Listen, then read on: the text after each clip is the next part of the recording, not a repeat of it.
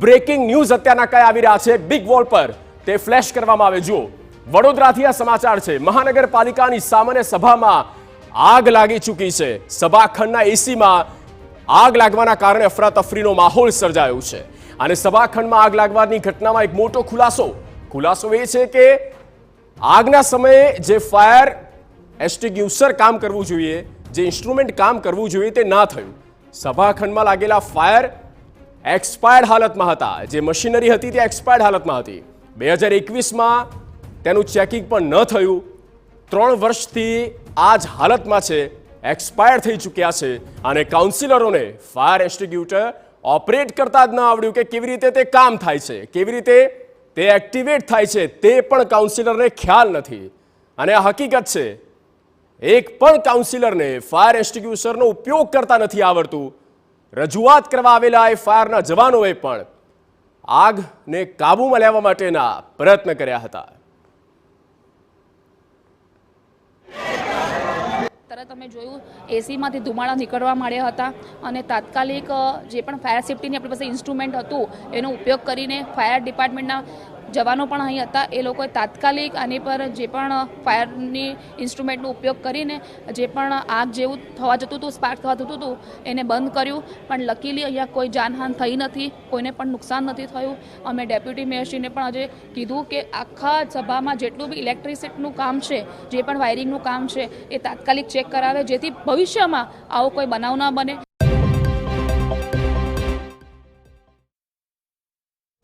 Deputy mayor Chirag બારોટનું અહંકારી નિવેદન અને તેમનું કહેવું છે કે આગ બુઝાવવું એ કાઉન્સિલરનું કામ નથી।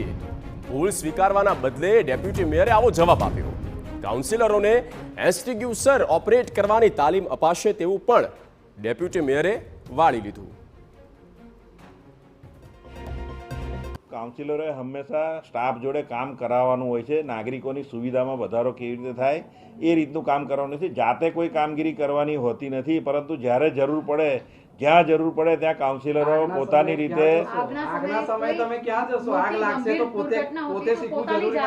મેં અગાઉ હમણાં જ હું બોલ્યો કે જરૂરી છે શીખવું, પણ કાઉન્સિલરે જાતે કામ કરવું એવું જરૂરી નથી।